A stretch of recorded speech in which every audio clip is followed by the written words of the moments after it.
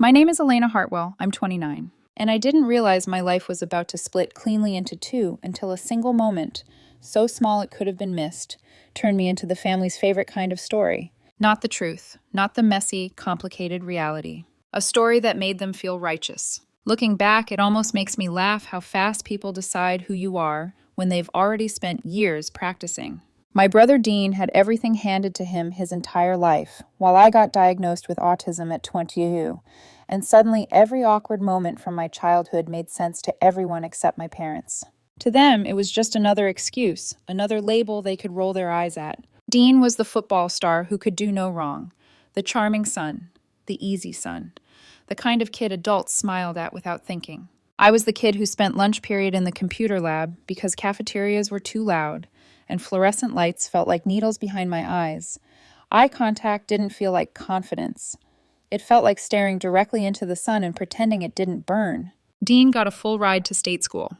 I went to community college and worked nights at a warehouse because nobody wanted to hire the girl who couldn't sit through a staff meeting without needing 10 minutes alone afterward to stop her skin from buzzing. And my parents treated Dean like he'd cured cancer. Me? I was the project that never quite worked out. Mom had this way of sighing whenever I walked into a room, like my presence came with extra weight.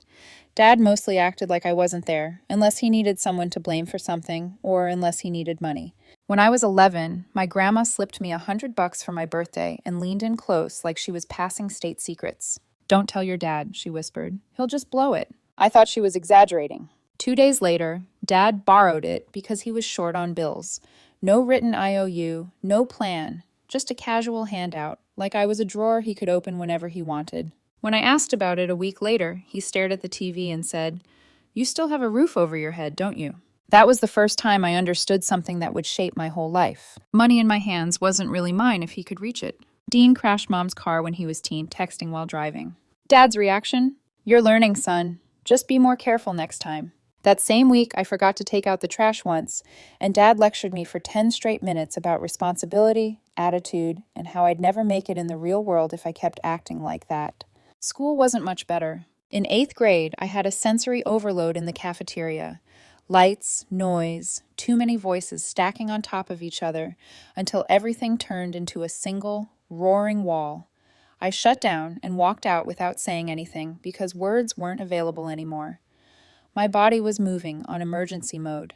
The principal called my parents and said I'd been disrespectful and non-compliant. They didn't ask what happened. They didn't ask how I felt. They grounded me for a month and took my computer, my one quiet place. So by the time the diagnosis showed up at 22, it wasn't a shock. It was more like finally getting the manual for a machine everyone had been yelling at for years. By 25, I'd figured out how to make my life work. The warehouse job paid decent, especially with overtime. I lived below my means in a studio apartment. No fancy car, no designer anything. Just quiet routines and a savings account that actually had money in it. In 3 years, I saved almost 30 grand. I had a plan. A small house someday. Something stable. Something nobody could take from me. Dean, meanwhile, was living paycheck to paycheck in a condo he couldn't afford, driving a truck he was underwater on, and showing up at Dad's poker games like they were church. When Dean brought Roxy home 5 years ago, I knew she was trouble within 5 minutes. Not because she was loud, not because she was rude on the surface, because she watched. She scanned the room like someone reading a menu, figuring out what she could get away with and who would let her. And she figured out very quickly that I was the family punching bag. It started small. "Oh my God, Elena, you should smile more," she'd say, like my face existed for her comfort. Then it became jokes in front of everyone. She'd make little comments about me being weird or so intense. And when I didn't laugh, she'd tilt her head like she was the victim of my personality. My parents would tell me to lighten up. Dean would tell me she was just being friendly. And I'd sit there watching the same pattern repeat. I react, I'm the problem. I stay quiet, I'm moody. Around that time, I was dating Carter, my boyfriend. We'd been together about 6 months when Roxy entered the picture. Carter was patient with my quirks in a way that didn't feel like charity. He didn't treat me like something to fix. He just adjusted, naturally, like it wasn't a big deal. He came to a few family dinners and always left looking exhausted. "She's testing you," he said once in the car afterward. "She keeps poking you to see if you'll snap, and they'll blame you when you do." He was right. Roxy tested boundaries constantly. She made inappropriate comments, then played innocent. She watched how people reacted, how quickly my parents dismissed me, how Dean laughed along, how Dad barely hid his contempt. Classic manipulation. But everyone around her called it charming. She targeted me because I was the easiest mark. Nobody would believe me if I complained. She knew it, and I knew it too. The difference was, she thought it made me weak. What it actually made me was careful. Because when you grow up being treated like you're always guilty, you learn to collect proof the way other people collect memories. And that's why, when my life finally detonated later, it didn't happen out of nowhere. The fuse had been burning for years. It just took one invitation, one dinner, and one moment of silence where the wrong person was watching. And when that moment came, I would learn exactly how quickly a family can turn you into a villain, and how slow the world is to take it back. The funny thing about being the family scapegoat is that people only remember you exist when they need something. For most of my 20s, my parents treated me like background noise, an inconvenience that came with a chair at the table. Dean was the main event. I was the unpaid extra. But the moment money entered the picture, suddenly I became useful. It started with my dad's gambling. Growing up, I'd always known he played cards. At first, it was framed like a harmless hobby. The guys get together, Mom would say, like it was bowling league. But as I got older, the language changed. Less laughing, more tension, more late-night phone calls, more sharp whispers in the kitchen when they thought I couldn't hear. Dad's poker wasn't a pastime anymore. It was a parasite. And parasites don't care who they feed on. It was a Tuesday night when Dean showed up at my apartment without calling first. That alone told me something was wrong. Dean never came to my place. He always acted like my studio was too small, too plain, too me. Like he might catch some of my bad vibes if he stood in the doorway too long. So when I opened the door and saw him standing there, shoulders slumped, eyes red, unshaven, like he'd been sleeping in his clothes, my stomach dropped. He walked in without making a joke, without criticizing the lack of decor, without glancing around like he was doing me a favor by breathing my air. He sat on my couch and stared at the floor for a full minute. I didn't fill the silence. That's another thing autism taught me early. Silence makes other people panic. If you just let it hang there, they eventually tell you everything. Dean's hands were shaking. "Elle," he finally said, voice cracking like he hated the sound of his own desperation. I messed up. I felt something cold slide down my spine. "What kind of messed up?" I asked. He swallowed hard. His eyes flicked toward my tiny kitchen, like he expected someone to burst out with a camera and start filming. Then he said it. "I need $15,000. I blinked. Not because I didn't hear him, because my brain needed time to accept how insane that number was coming from the man who used to laugh at me for clipping coupons. "Why?" I kept my voice flat, neutral, like I was asking about the weather. Dean's lips trembled. It's Dad's game. The guys he's been bringing in. They're not like normal guys." My father had always loved inviting trouble into the house and calling it entertainment. Dean kept talking, words rushing out now like a dam finally cracked. He'd been on a winning streak. A few weeks. He'd gotten cocky, started betting more, bigger tables, higher stakes, the kind of stakes that weren't just money. Then he lost. Bad. 15 grand in one night. "These guys don't accept 'I'll pay you later,'" he said, voice going hoarse. "They gave me 2 weeks.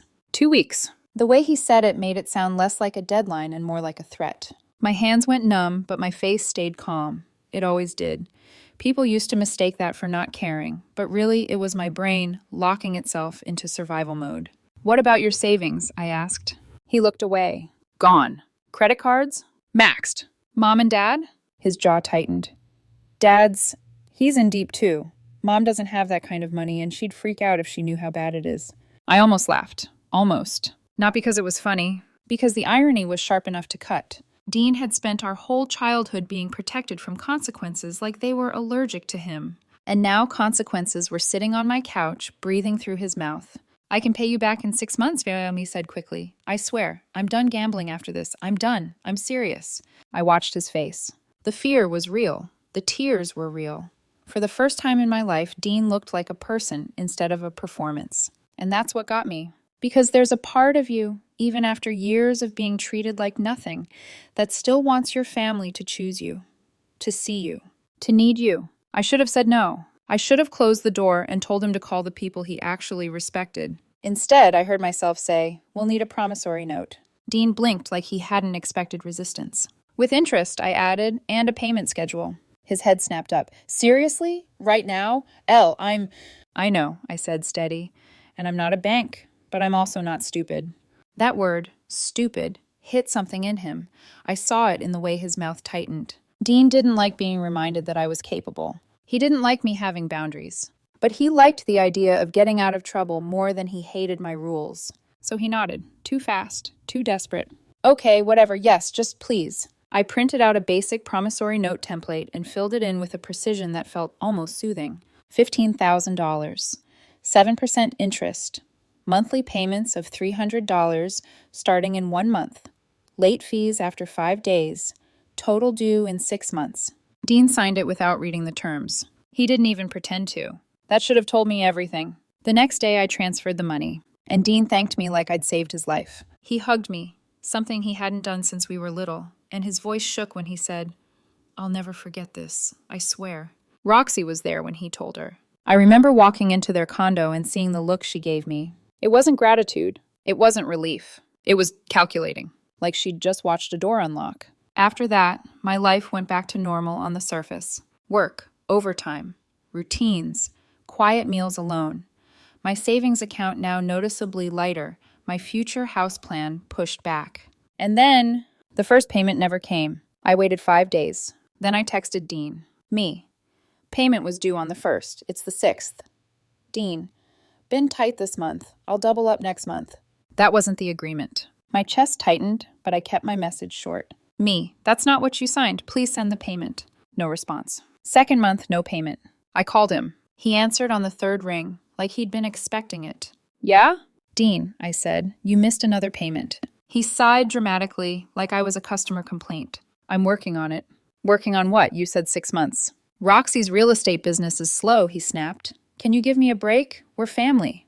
There it was. The magic phrase. The one my family used like a weapon. We're family. Translation. You don't get to have boundaries. It's legally binding, I reminded him. You signed it. And then he laughed. Actually laughed. You're not going to sue your own brother, he said, like I was adorable. Relax. 3rd month, I showed up at his condo. He didn't answer the door, even though I could see his truck in the lot and hear the TV inside. So I left a note under the door. Neutral. Polite. Documented. That same week, I found out he'd won $2,000 at Dad's poker game and used it to buy Roxy an engagement ring. When I saw the photo on social media, her hand held up, diamond flashing, captions screaming about forever, my vision went hot around the edges. I called him immediately. You bought an engagement ring, I said, voice shaking despite my efforts. But you can't make loan payments? Dean didn't miss a beat. The ring was important, he said. Roxy deserves it. I stared at the wall of my apartment, heart pounding like it was trying to escape. You spent my money, I said, while owing me $15,000 plus late fees. He scoffed. It's my money. I want it fair and square. I didn't even know how to respond to that level of delusion. And then he delivered the final knife, casually, like it was nothing. You wouldn't understand, he said. You've never been serious about anyone. I went quiet. Because the thing is, he was right about one part. I had been serious about someone. I was serious about my future. Serious about stability. Serious about building something no one could take. And he was proving, with every missed payment and smug excuse, that in my family's eyes, my life was always negotiable. At the next family dinner, I brought it up. I kept my tone neutral. Dean found money for an engagement ring, I said, but he can't find money for loan payments. Mom jumped on me immediately. You're jealous, she snapped, like she'd been waiting for an excuse. Dean deserves to be happy. Why do you always have to ruin things? Dad leaned back, eyes cold. You're acting like a loan shark, he said. He'll pay you back when he can. Dean stared at me, cheeks flushed. And Roxy just smiled. Not a friendly smile. A small, satisfied one. Like she loved watching me get put back in my place. Drop it, Dean hissed. You're embarrassing me. So I did. Not because I suddenly didn't care. Because I finally understood something. They weren't going to protect me. They weren't going to respect me. They weren't going to do the right thing. So I stopped trying to collect like a sister, and I started documenting like someone who knew a storm was coming. Every missed payment, every excuse, every time Dean claimed he was broke, and then posted about poker night, a new watch, another night out. I built a file, a timeline, a case, because deep down I could feel it, like static under my skin. Roxy wasn't just watching me. She was waiting. And my family didn't even realize they'd already chosen who they'd believe when things finally exploded. 6 months after Dean borrowed the money, my life imploded in a single night. And it started with an invitation to dinner that my mother insisted I accept. "Come," she said on the phone, voice overly sweet like it was rehearsed. "Just family. We should all be together." I should have trusted my gut, but I didn't. Not yet. I almost didn't go. That was the first warning sign, my body locking up before my mind could come up with a logical reason to bail. Whenever that happened, it usually meant something was wrong. But my mom had insisted. She'd sounded careful, like she was tiptoeing around a landmine. "It'll be nice," she had said. "Just us. No drama." That should have been the second warning sign. I told myself I was being paranoid, that I was tired, that I couldn't keep avoiding family dinners forever just because Roxy made my skin crawl and Dean pretended I was the problem. So I drove over. Dean and Roxy's condo looked exactly like it always did. Too shiny, too staged, like it existed more for social media than for living. The smell of grilled meat hit me as soon as I walked in. Dean was already at the grill on the balcony, beer in hand, laughing too loud with Dad about his latest hot streak. Mom hugged me stiffly, like she wasn't sure I'd hug back. Roxy played hostess perfectly. Bright smile, light touch on everyone's arm. Compliments that sounded genuine until you listened closely and realized they were all comparisons. Dinner itself was fine. That was the strange part. No comments about my job. No jokes about my personality. No digs disguised as humor. Roxy even asked me a polite question about work and nodded like she actually cared. It felt unnatural, like the calm before a thunderclap. After we ate, Dean and Dad stepped outside to look at something on Dean's truck. Mom stayed behind to help Roxy with the dishes. I ended up alone in the living room, scrolling my phone, counting the minutes until I could leave without it being awkward. That's when Roxy came back in. "I need to grab something from the garage," she said casually as she walked past me. I didn't look up. I just nodded. A few seconds later, she came back through and stopped. I felt it before I saw it. That shift in the air, that sense of being watched too closely. I looked up from my phone. She was standing right in front of me. Too close. Before I could say anything, before my brain could even decide which reaction made sense, she leaned down and kissed me. Not a peck. Not an accident. Her mouth pressed fully against mine. Her hand landed on my shoulder, fingers curling just enough to feel intentional. My body locked. Completely. It was like my brain pulled the emergency brake and everything went dead. No words, no movement, no ability to push her away or react the way people expect you to react in moments like that. This is the part people never understand about autism. When something unexpected happens, especially something physical, my system crashes. Fight or flight doesn't kick in. Freeze does. She pulled back after maybe 2 seconds. And the look on her face wasn't embarrassment. It wasn't panic. It was calculation. Then the front door opened. Dean and Dad walked back inside. Dean saw us. Saw Roxy standing too close. Saw me frozen on the couch, eyes wide, body stiff. I didn't even see the punch coming. Pain exploded across my jaw as my head snapped sideways, my shoulder slamming into the wall.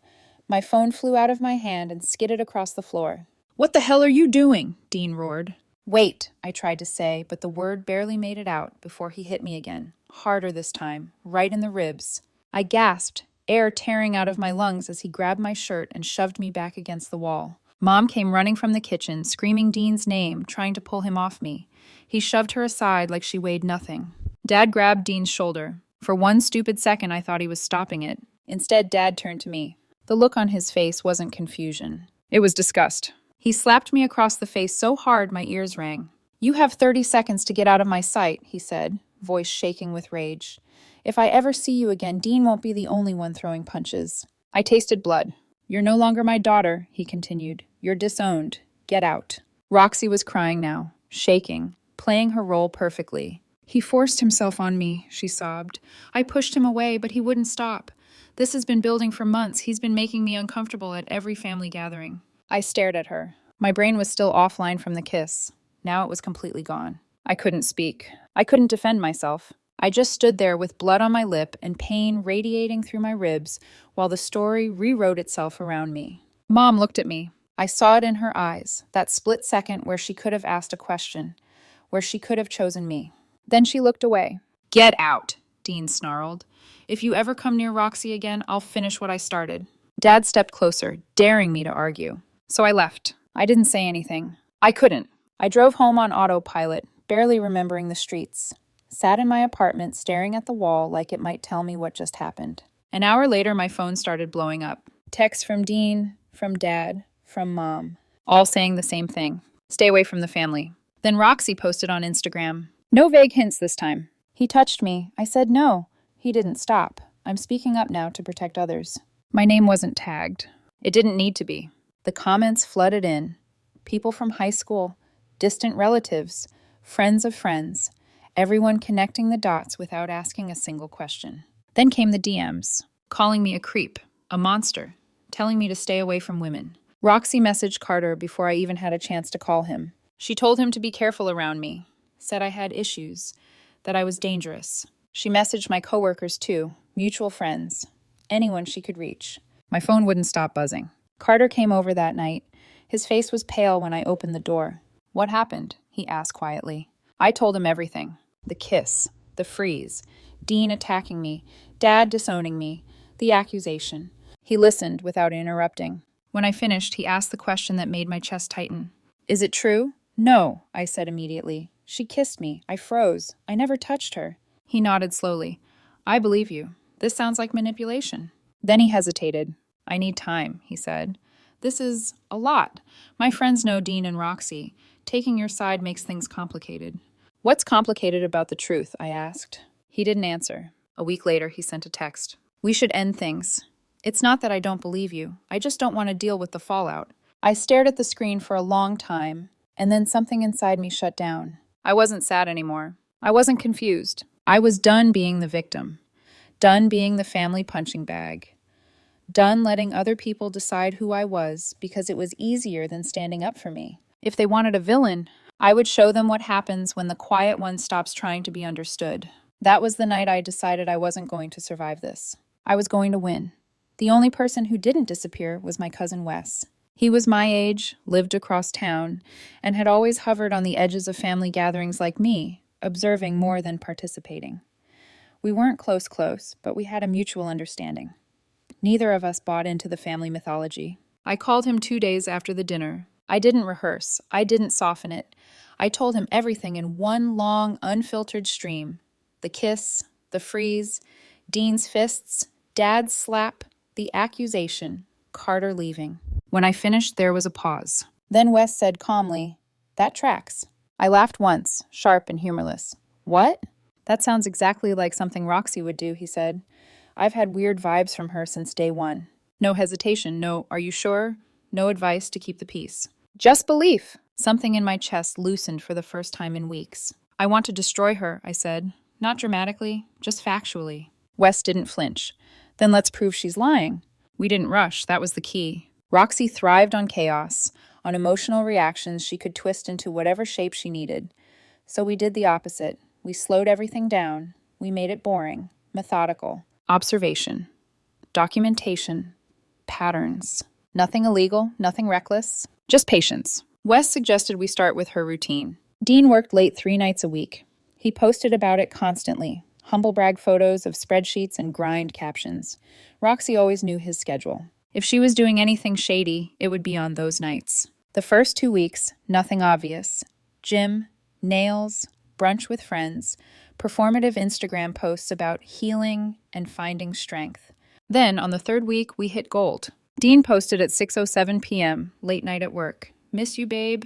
At 7:32, Roxy left their condo. Not in leggings, not in gym clothes. Full makeup. Tight dress, hair done. I followed from a distance, heart pounding so loud I thought it might give me away. She drove across town to an upscale restaurant. White tablecloths, valet parking, the kind of place you don't accidentally end up at.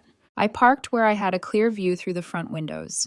Pulled out my phone. Started recording. She didn't wait long. A man was already seated at the table. When Roxy walked up, he stood, smiled, and kissed her. Not a greeting kiss, a familiar kiss. They held hands across the table. He brushed her hair back from her face. She laughed the way she used to laugh around Dean. Head tilted, eyes bright, like she was adored. I recorded everything. 2 hours later, they left together.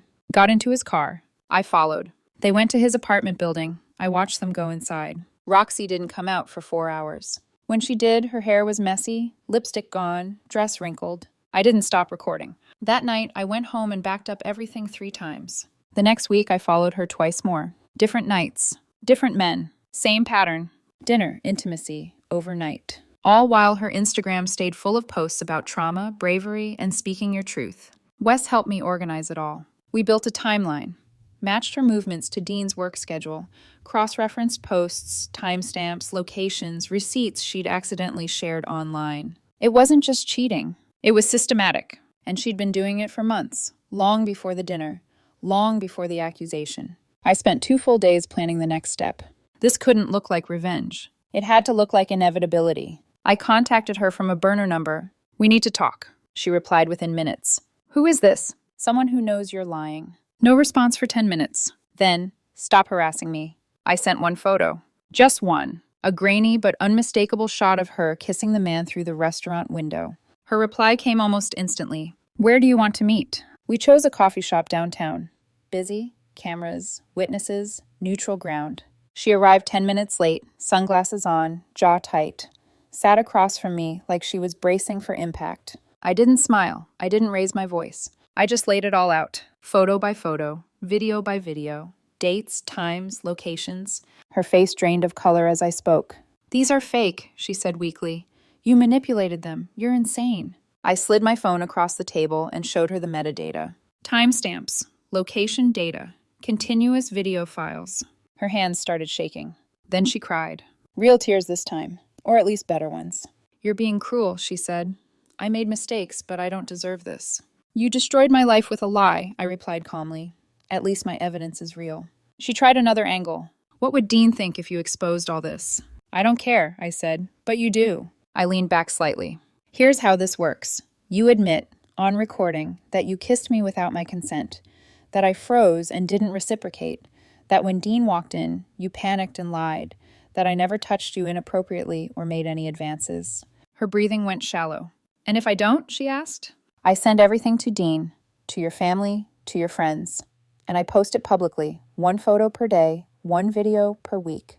She stared at the table for a long time. "I need time," she whispered. "You have 24 hours, I said. "After that, I start posting." She left without another word. 20 hours later, my phone rang. "I'll do it," she said, "but you have to delete everything afterward." "No," I replied. "I keep it forever, insurance, but I won't post it as long as you cooperate fully." There was silence. Then, "Fine." We met the next day. Same coffee shop. I hit record. "I'm recording this," I said clearly. "It's legal in this state as long as one party consents. Do you understand and consent?" She nodded. "Yes." And then she confessed. Everything. That she kissed me without warning. That I froze. That I never touched her. That she lied when Dean walked in. When I asked why, she hesitated, then answered. "I actually liked you," she said quietly. Things with Dean felt dead. I thought if I created a situation, he'd see it and end things himself. I didn't expect it to spiral. I stopped the recording, saved it, backed it up. Then I looked at her. "We're almost done," I said. "You have one more thing to do." She frowned. "That wasn't part of the deal." "It is now," I replied. "You're going to tell Dean the truth." Her face crumpled. 2 days later, I stood outside their condo. Dean opened the door and froze when he saw me. "Roxy has something to tell you," I said. She stepped forward. And for the first time since that night, the truth finally entered the room. Dean didn't say anything at first. He just stood there in the doorway, eyes moving between me and Roxy, like his brain was buffering. I could almost hear the gears grinding as reality tried to overwrite the version of events he'd been clinging to for months. "I kissed her," Roxy said again, voice shaking. "She didn't touch me. I lied." The silence that followed was heavy, thick with everything that had already been lost.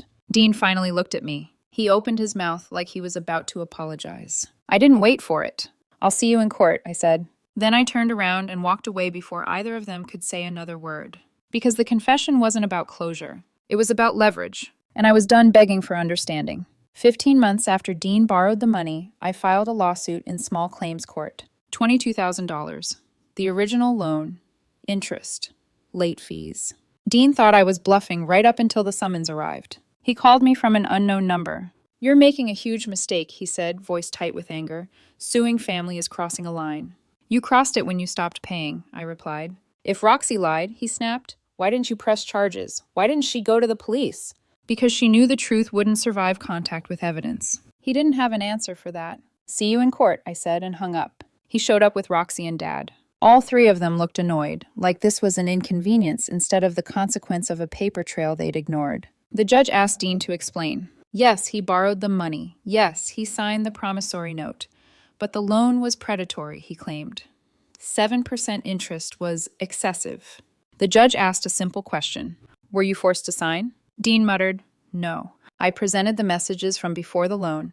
Dean bragging about winning streaks, planning to bet big. Not exactly a man under duress. Then I showed the messages after the loan. Thank yous, promises, gratitude. The judge asked about missed payments. Dean said he'd been dealing with a lot. I showed his social media posts from the same period. Poker nights, new watch, engagement ring. The ruling was quick.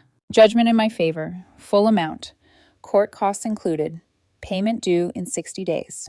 Dean didn't pay. So I filed for wage garnishment. $400 per paycheck started landing in my account. That's when I filed the real lawsuit. 3 weeks later, I sued Dean for assault, defamation, and intentional infliction of emotional distress. I sued Roxy for false accusation, defamation, and intentional infliction of emotional distress. I hired a lawyer this time, a quiet, sharp man who worked on contingency and smiled when he saw the evidence. This is clean, he said. They're going to want this gone.